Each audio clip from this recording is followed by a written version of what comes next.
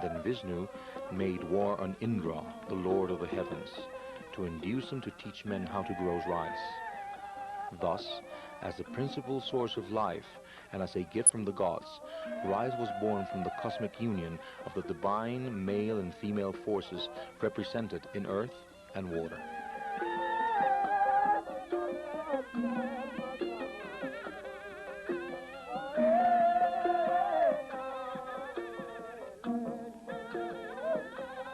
The Balinese are famed as the most efficient rice growers in the archipelago.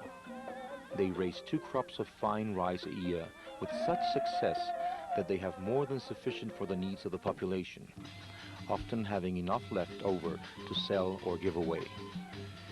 Even agricultural experts admit that the modern methods could not improve the already excellent results, due perhaps to the intense striving of the Balinese for improvement, their communal cooperative agricultural societies, and their system of seed selection.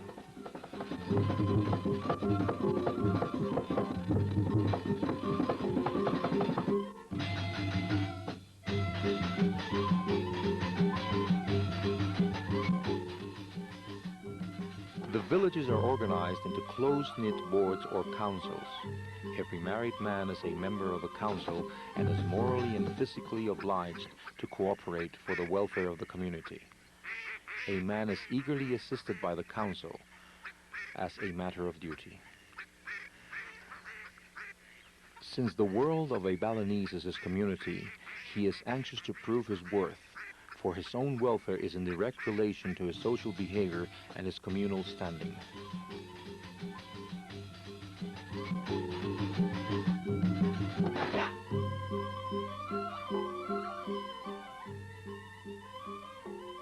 The most striking element of the Balinese landscape is the ever-present rice field, the sawa, a patch of land filled with water held by dikes cut out of the red earth. The receding terraces resemble green plains.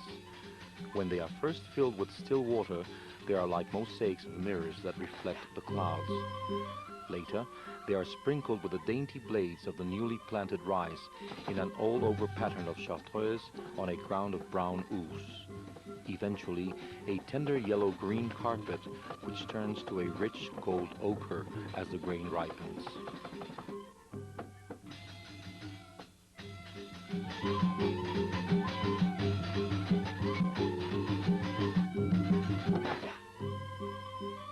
Ducks are driven in flocks to the rice fields, where they are fed on all sorts of small water animals.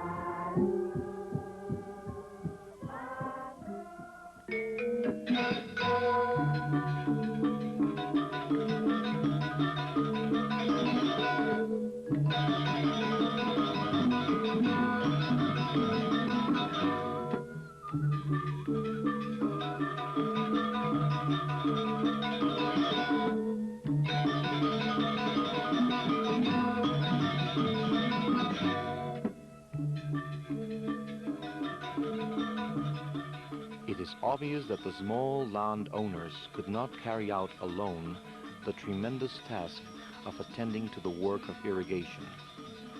It became necessary for them to organize into subaks, agricultural cooperative societies, water boards that control the equitable distribution of water to their members. Like other Balinese associations, the spirit of the subak is essentially communal. All members abide by the same rules, each one being allotted work in relation to the amount of water he receives.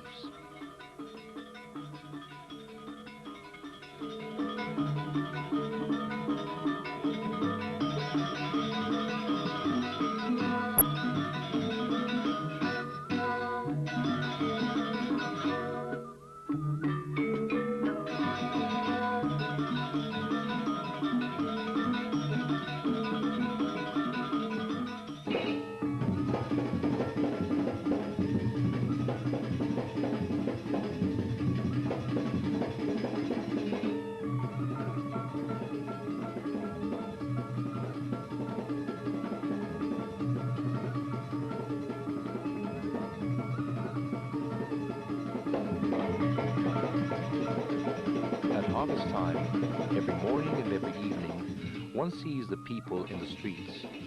Men going to work, nonchalantly beating rhythms on their agricultural implements, or returning from the fields overlaid with sheaves of rice heavy with grain. Poised women come and go with great loads of shiny black clay pots on their heads. If it happens to be market day in the village, at dawn, the roads are crowded with husky people from the nearby villages who come to sell their produce piles of coconuts, bananas, or vegetables, pottery, mats, baskets, and so forth, carrying on their heads even the table that serves as a stand.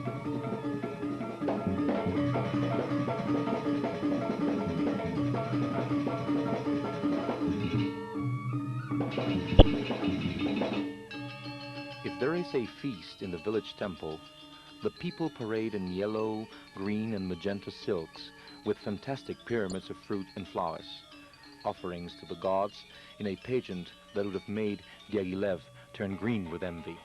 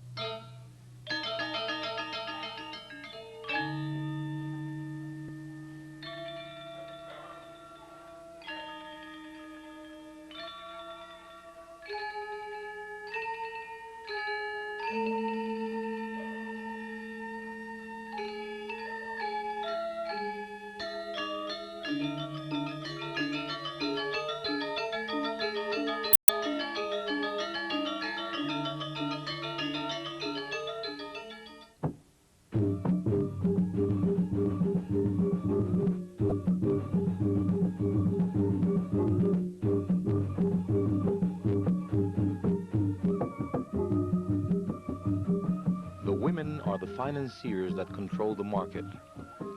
One seldom sees men there, except for certain trades or to help carry such heavy loads as fat pigs. The market reaches its height about noon, when it is hard to walk through the crowd of semi-nude women. At that time, the animation is very great, and the market resounds with the excited bargaining. The thousand smells of coconut oil, flowers, spices, and dried fish combine to make the pungent smell so characteristic of Balinese markets. The soft browns and yellows of the women's skirts and the bright colored sashes they wear, the graceful movements and unconscious beauty of their poses make of the market a show as interesting to watch as their luxurious and spectacular feasts. Young people meet at the market at harvest time, when everybody helps to cut the rice, at the river and so forth, but especially at the frequent village celebrations and nocturnal theatrical performances, when the boys meet their friends and make new conquests. An attraction at all festivals is the pretty dagangs, girls who run small stands of food, drinks, cigarettes, and siri. They sit behind little tables illuminated by petrol lamps, scraping coconuts, grinding sauces, and serving drinks, surrounded by a circle of admirers who squat on the ground, joking with them on the pretext of buying a pennyworth of peanuts or a pack of cigarettes. Some girls know that it is best to remain cold and indifferent, attending to their business, while others are gay and friendly and can answer cleverly to the boys' wisecracks.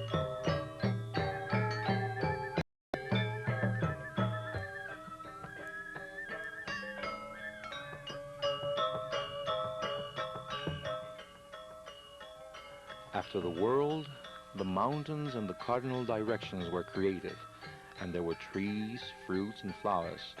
The gods made 4 human beings out of red, whom they provided with utensils to work and houses to live in. Batara Siwa, the Supreme Lord, next made 4 mature girls for wives of the 4 men.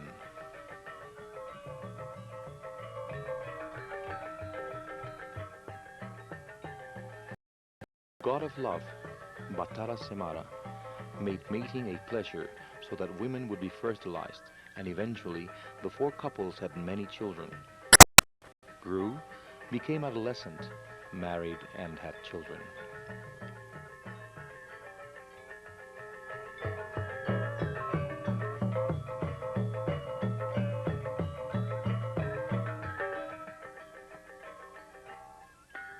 Family ties are the most important factor of Balinese life, a continuous sequence that relates the individual to his community and to the total of the Balinese people in a relationship that represents community and nationality to them.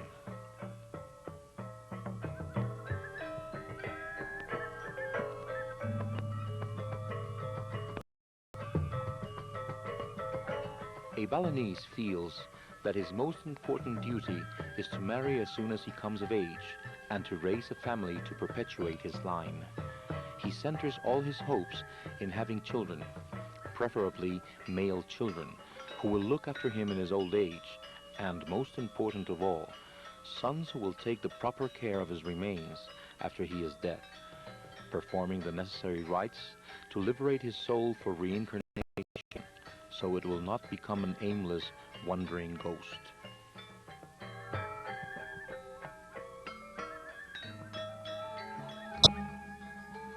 The Balinese are as fastidious in the care of their bodies as they are about dress, and people of all classes, conditions permitting, make almost a cult of cleanliness. They bathe frequently during the day, whenever they feel hot or after strenuous work, but 2 baths a day are the rule, in the morning and evening before each meal.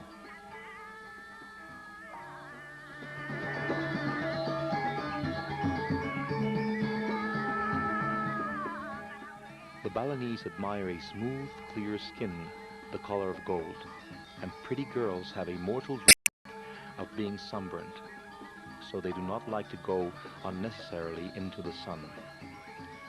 The skin is kept in condition by rubbing and massaging while bathing. Afterwards, anointing the body with coconut oil and bore, a yellow paste that protects the skin from exposure to the rain. Bore is made of mashed leaves, flowers, aromatic roots, cloves, nutmeg, and turmeric, kunit, for coloring. Niepi. Once a year, at the spring equinox, every community holds a general cleaning out of devils, driving them out of the village with magical curses and rioting by the entire population. This is followed by a day of absolute stillness, the suspension of all activity, from which the ceremony takes its name. Niepi marks the new year and the arrival of spring, the end of the troublesome rainy season. There is great excitement all over Bali at this time. There are melis, or processions, to take the gods to the sea for their symbolical bath. The celebration proper extends over a period of 2 days, the Metjaru, the great purification offering, and Niepi, the day of silence. On the first day, the government allows unrestricted gambling and cockfighting, an essential part of the ceremony, because the land is cured by spilling blood over impure air.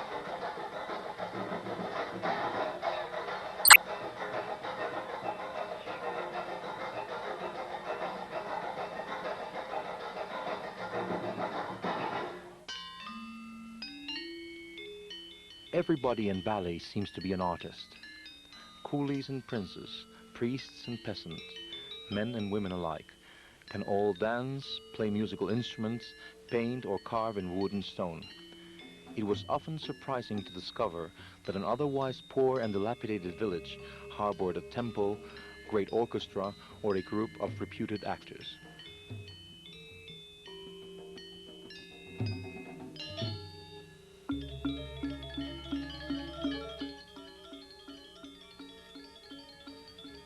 Women of all ages have always taken part in the ritual offering dances. In olden times, only little girls became dancers and actresses. But today, beautiful girls take part in theatrical performances, playing the parts of princesses formerly performed exclusively by female impersonators.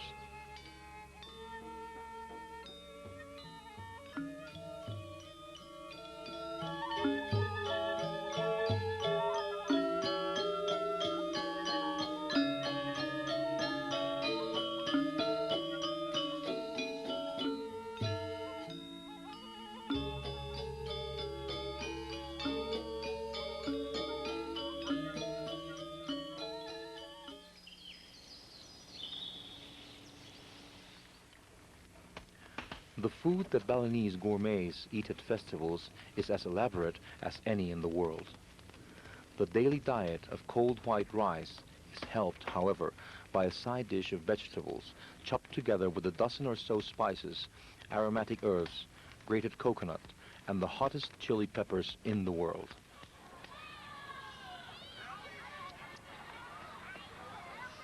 Though the daily meal was frugal, the Balinese seemed exceptionally well fed.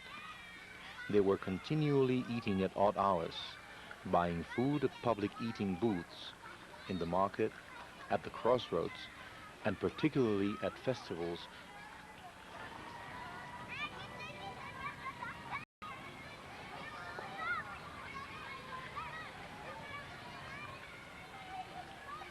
Balinese food is so hot that it made even me, a Mexican raised on chili peppers, cry and break out in beads of perspiration. But after the first shocks, and when we became accustomed to Balinese flavors, we became Balinese gourmets and soon started trying out strange new combinations. Silo Piang, our hostess, understood our appreciation of their delicacies and often brought Rose new dishes to taste.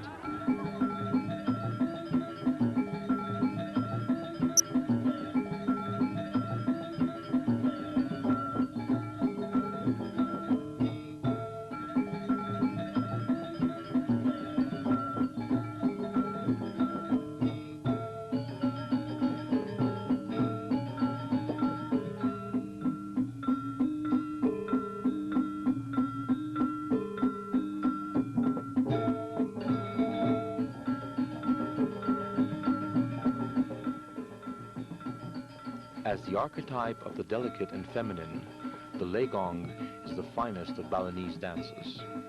Connoisseurs discuss the comparative excellence of various legongs as intensely as we discuss our dancers. The legong is performed at feasts, generally in the late afternoon when the heat of the day has subsided. At the first rumor that there is going to be a legong in the central square, or if it is at a private feast in the middle of the street, the crowd begins to gather.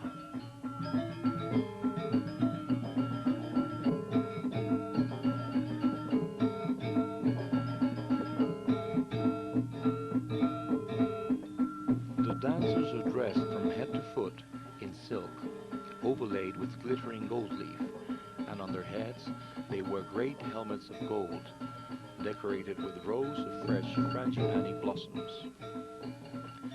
The orchestra plays a vigorous melody and the legong players dance with the open fans fluttering at such speed that their outline is lost like the wings of a hummingbird flying suspended in space. Each motion follows the last in perfect rhythmic sequence. Technical perfection transformed into beauty and style.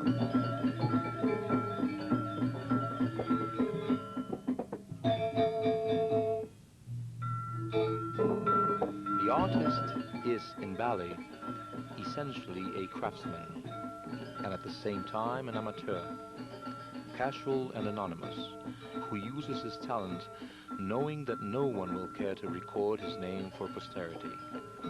His only aim is to serve his community, seeing that the work is well done. Actors and musicians play for the feasts of the village without pay, and when they perform for private festivals, they are lavishly entertained and banqueted instead.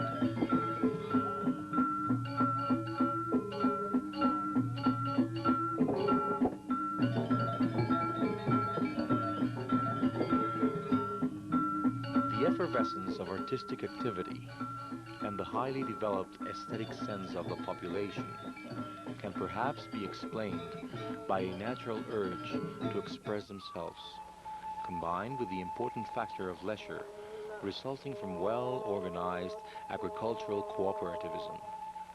However, the most important element for the development of a popular culture with primitive as well as refined characteristics was perhaps the fact that the Balinese did not permit the centralization of the artistic knowledge into a special intellectual class.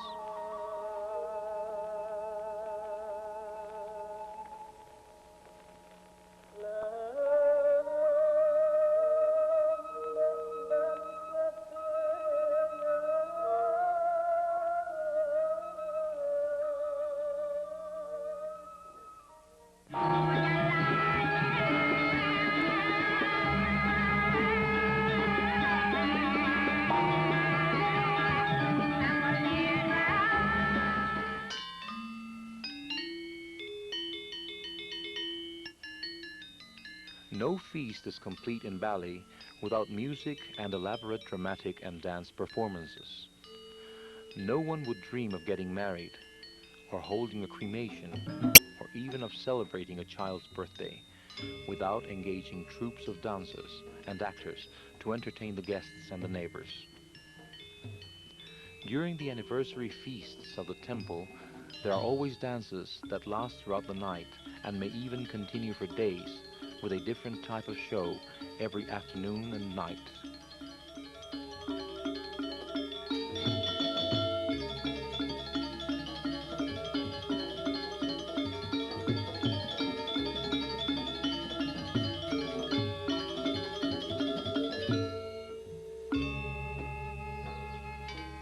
Follows the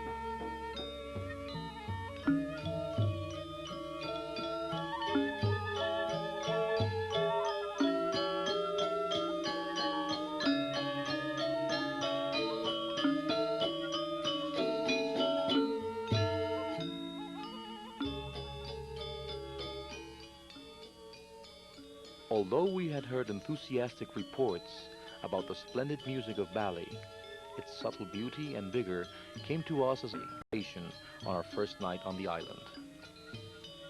25 or 30 young men, who nude above the waist and wearing sashes of blue silk, sat cross-legged around a square formed by impressive instruments in elaborate carved frames.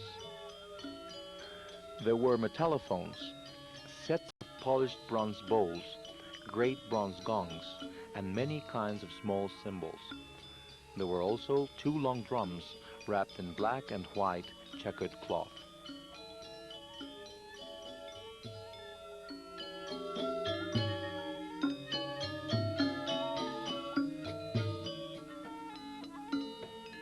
Playing sinuous melodies that broke at unexpected places into resonant accents or rolled into fast syncopation, building up the themes until they reached a furious climax that faded away into the original theme, but enriched by rhapsodical ornamentation on the high instruments against the measured basses and occasional reverberations of the deep gongs.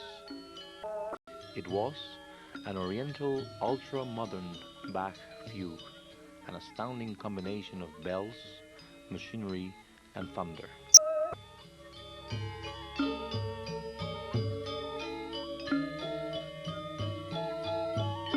The performance, we found afterwards, was given by one of the finest gamelan orchestras in the island, the Gong Belaluan, pride of the quarter of the town that was later to become our home. One of the leaders of the gong was Gusti Alit Oka, the young prince who became our host. When he rented part of his house, we went to bed every night to the music of the orchestra that rehearsed only a few doors away in the Ballet Banya, the communal meeting hall of Belaluan. Despite the fact that there is no trace of Western influence throughout the music of Bali, even those who hear it for the first time are carried away by it. There is in Balinese music a unified range of sonorities tending towards one sound. There is a general tone color of metallic percussions, acid sonorities that can be clashing and violent or soft and delicate, but are never sweet and plaintive. Their music phraseology is simpler, more confined within a margin of sobriety than our expansive and unrestrained music.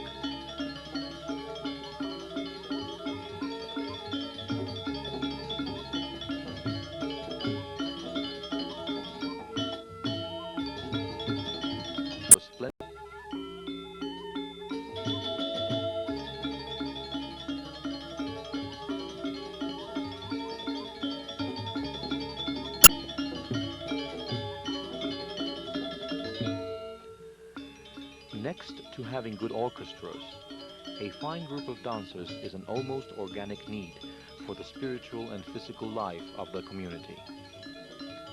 Besides the passion they show for their music and dancing and the important role ceremonies play in the ritual. To have a skillful and famous group of dancers brings pride and social prestige to the village ward, Banjar.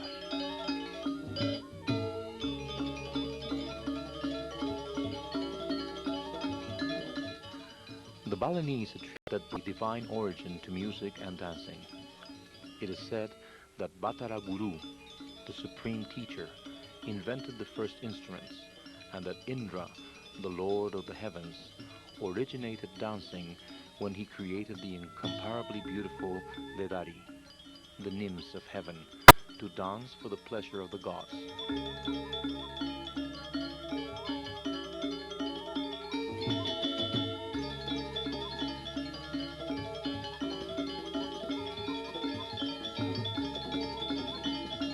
Plays an important part in the dancer's education.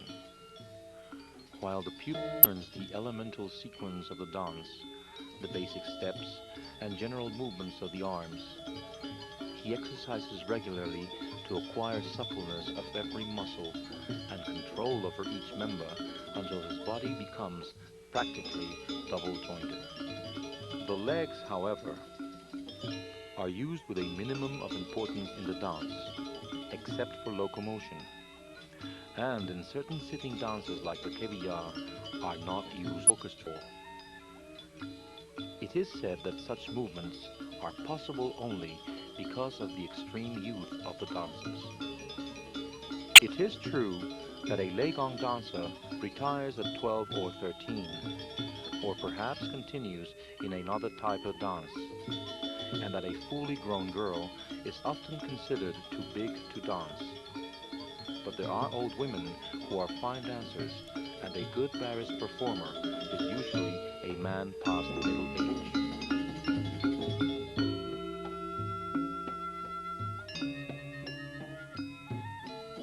Like music, dancing has developed to a standard of technical perfection that makes of it a difficult science, requiring years of special physical training and practice.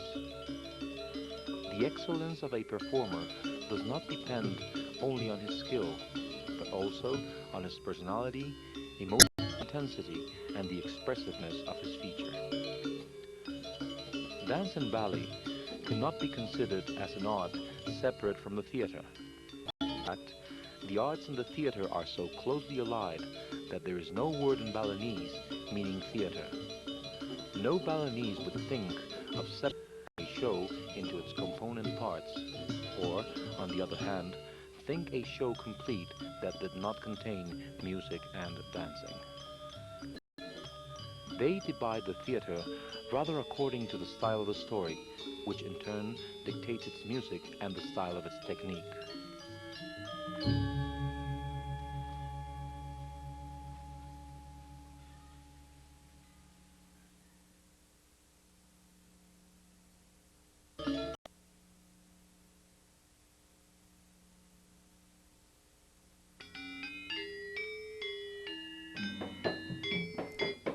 Guru.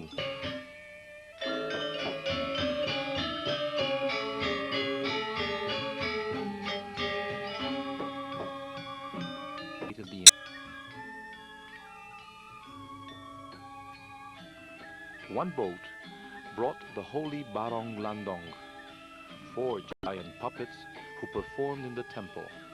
They were Jerolu, a ribald old woman with a protuberant forehead, enormously distinct lobes, and deep wrinkles outlined in gold all over her white mask. A lecherous black monster with prominent teeth called Angeniero Gede. A young prince, Manri, and his beautiful princess, Jili Towong, richly dressed in green and gold, who wore great flower headdresses over the yellow masks.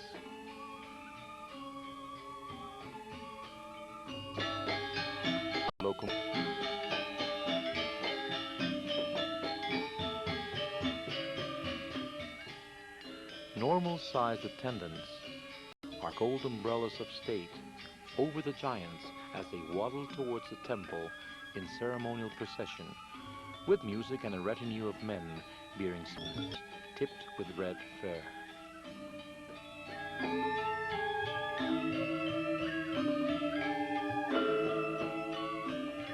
After dedicating an offering, giants danced to the accompaniment of gongs, flutes, and drums. That old rascal, Yerogede, talked and laughed in a thunderous voice, while Yerolu leaped, whooped, and yelled in a shrill falsetto, all behaving in a manner dignified for their holy character. Their remarks were of the sort that made my polite Balinese friends blush, especially in the episode when the prince made love to the princess.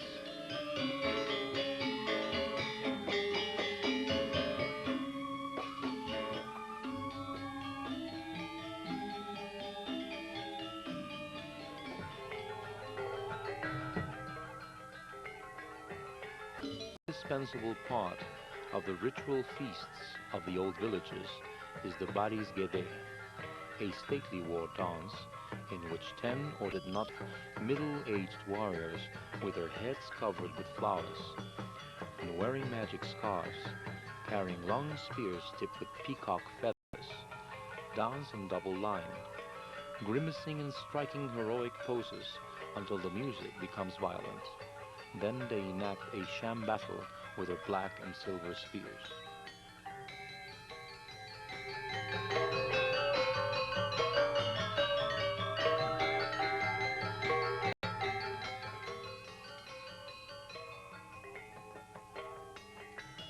No dance in the world can be more manly than the Baris.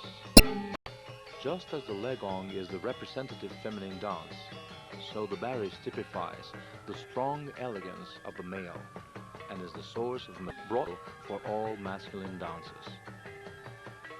Remaining essentially a war dance, the style of the ritual Baris was later to the performance of heroic plays in the Baris Pendet, in which individual dancers play the military heroes using dramatic dialogues to accompany their movement.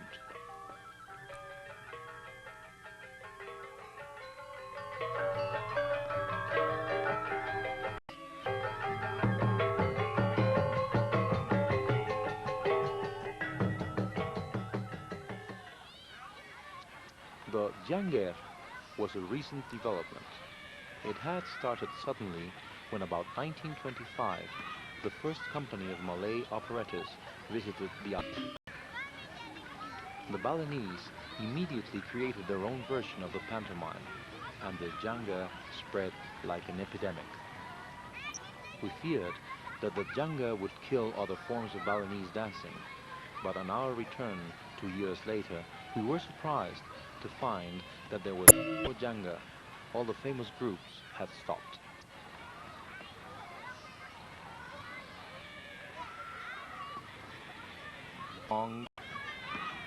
The most exhilarating show of the Balinese was dead and forgotten. Only a sleepy group remained, the Janga, for the tourists, still avidly photographing what they called temple dances. With the passing of the Janga, the classical forms of theater regained popularity, and during our second visit, it was the Aja that had again become the favorite. Loved.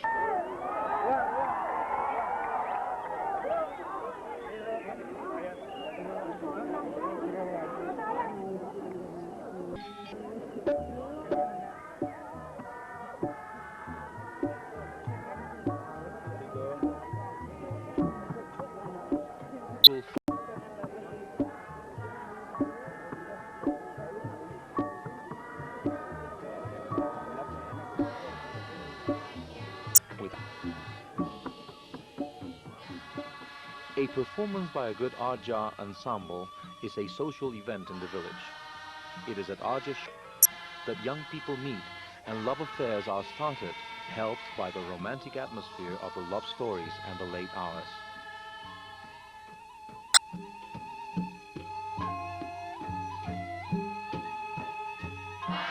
The Aja stories are romantic episodes of memorable love affairs of princes and princesses, generally full of fantastic situations and with a distinctive erotic flavor. The distinguished characters speak and sing in Kawi, which is translated into common Balinese by the comedians for the benefit of the scholarly crowd. The comedy is incredibly funny and rough slapstick, sprinkled with all sorts of bawdy jokes. Play.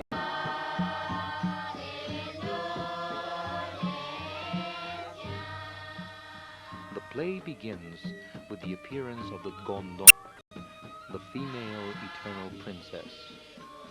The part of the Gondong is usually played by a middle-aged, homely male, praising his mistress and begging her to come out. She is finally persuaded. The curtains of the little booth at the end of the dancing space, it had art, and the much heralded beauty appears. In progressive ajas, she may be a young girl dressed in gold with a great flower headdress. Immediately, but generally, beautiful young girls cannot sing very well, and in good ajas, the part is played by a male actor, famous for his high falsetto music.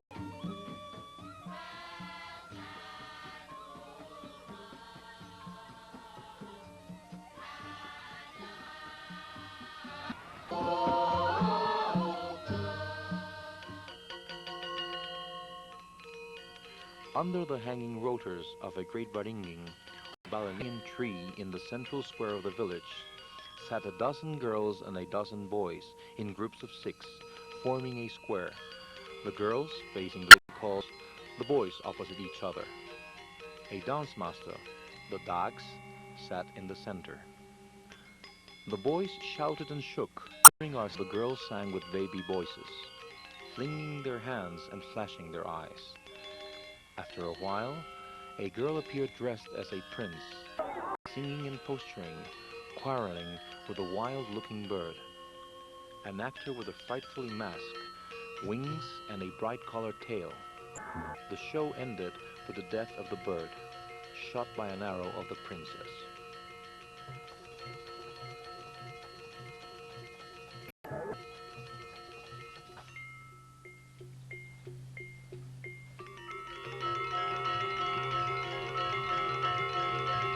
April.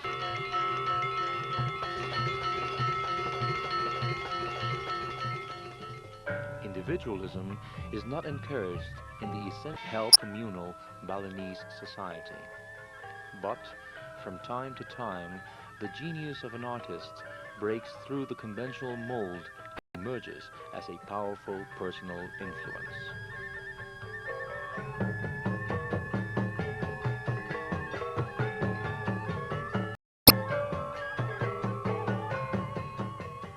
Mario straightened like a startled cobra, tense and nervous, holding the cow with his head as if to shade his eyes. The opening theme was fast and furious, and Mario began to dance, waving the fan energetically, darting glances from side to side as if at an imaginary enemy. The tempo increased to a frantic climax, and suddenly by a melodious solo on the rayong. Mario relaxed and danced delicately, his expression softened, and his movements became languid.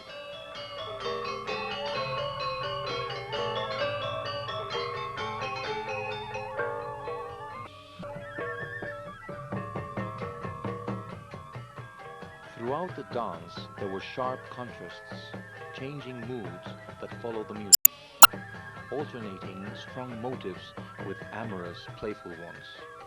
The dancer wriggling like a trained cobra, swaying in a way that recalled the of a praying mantis to fascinate its prey, or stiffening with commanding elegance.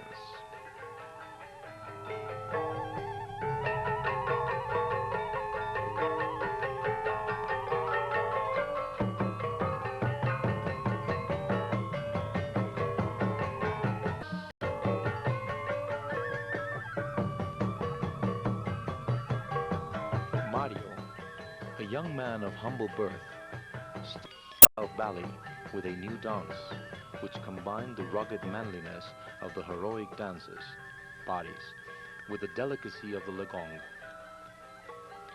Its novelty consisted in the fact that the dancer never raised himself from the ground, moving only from the waist up, flinging, giving greater emphasis to the movements of the torso, arms, and hands, and focusing the attention on the dance with the facial expression.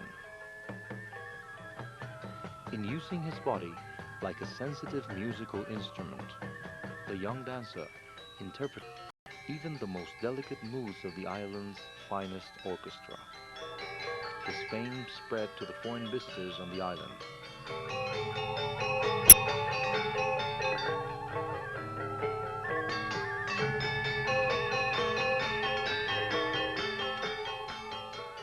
To dance the Kepiyar, it is necessary to have what the Balinese call a good face, expressive and mobile, and to possess elegance, intensity, and personal magnetism. Besides highly finished technical training, Mario had great musical knowledge, and one of his specialties was to play the trompong while he danced, twirling the sticks in his fingers and moving with great agility along the scale of inverted bronze bowls.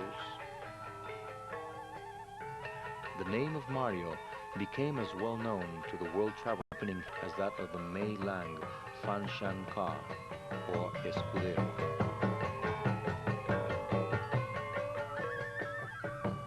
As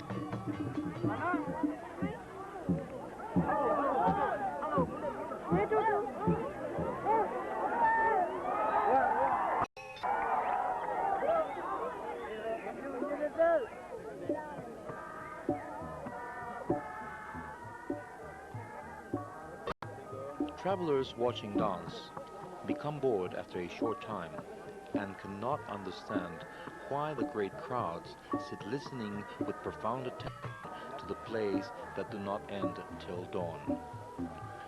But to the Balinese, the dance is more than stage movements.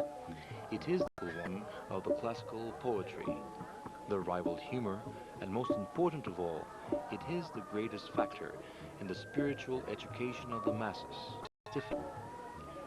In a performance given by an inspired storyteller, there prevails the curious mixture of mysticism and slapstick humor that the Balinese love so. Every object and every move of the dance has a symbolical significance aside from the purely entertainment aspect of the show.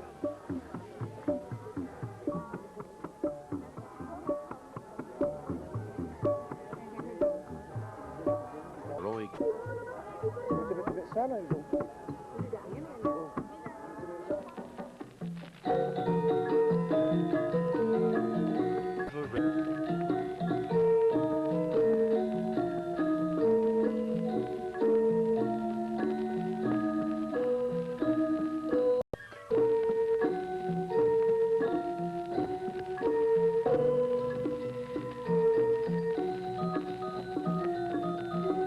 Like a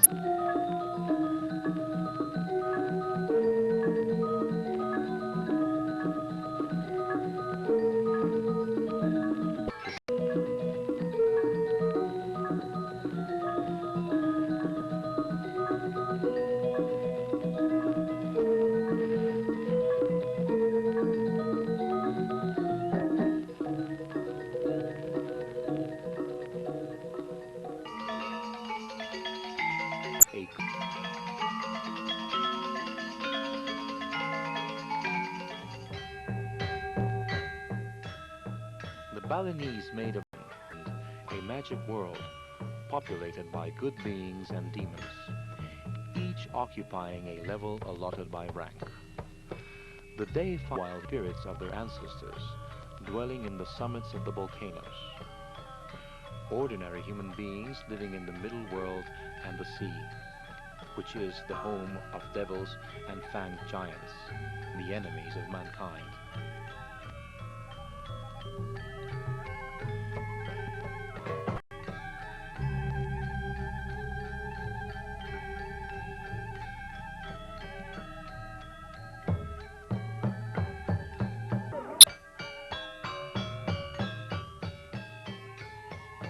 It is true that Hindu gods and practices are constantly in evidence, but their aspect and significance differ in Bali to such an extent from Orthodox Hinduism that we find the primitive beliefs of a people who never not contact with the soil rising supreme over the religious philosophy and practices of their masters. Like the Catholicism of some American Indians, Hinduism was simply an addition to the native religion, more as a decoy to keep the master content, a strong, superficial veneer of decorative Hinduistic practices over the deeply rooted animism of the Balinese natives.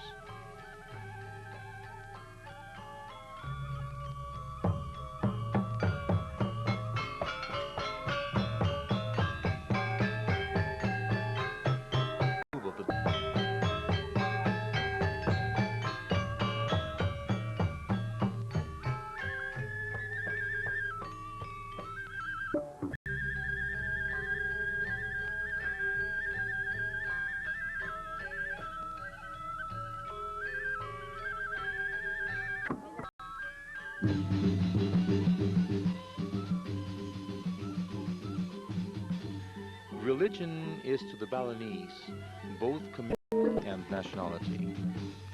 They live with their forefathers in a great family of the dead and the living. Rather than a sectarian system in the hands of a hierarchy of priests, the religion in Bali is a set of rules of behavior, a model of life.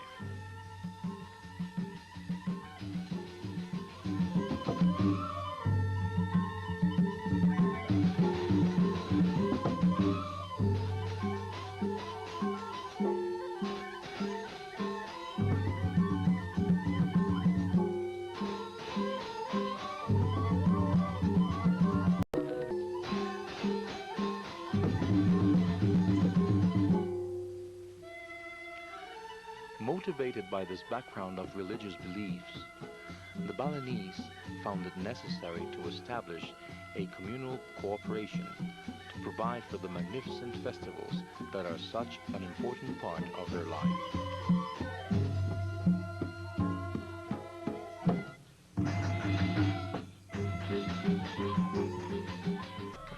The temple is certainly the most important institution on the island, and every temple celebrates its birthday, or the Lan time, on the anniversary of its consecration with a great feast that constitutes the principal social event for the entire community, and in everybody in the village takes part with equal enthusiasm.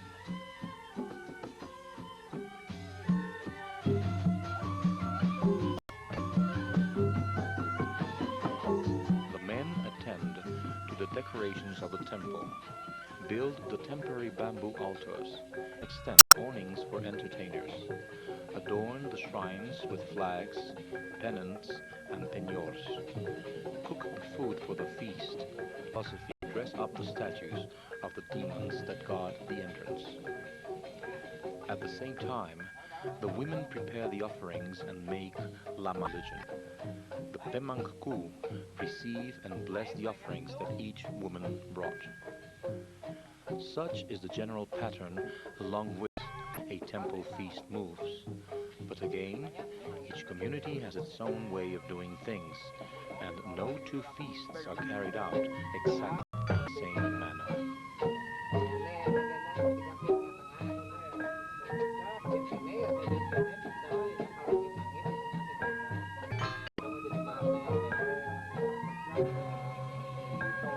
The gong played all night the stately ancient music. As we approached, the old Burmanku moved around quietly, supervising things, putting out the lights and preparing for the final ceremony. the adoration of the rising sun. When Mendet was danced again by middle-aged women and offerings were dedicated in the direction of the first rays of sun that appeared in the horizon. This ended the feast, and by morning, when the essence of the offerings had been consumed by the gods, the women came to collect their respective offerings and take them home.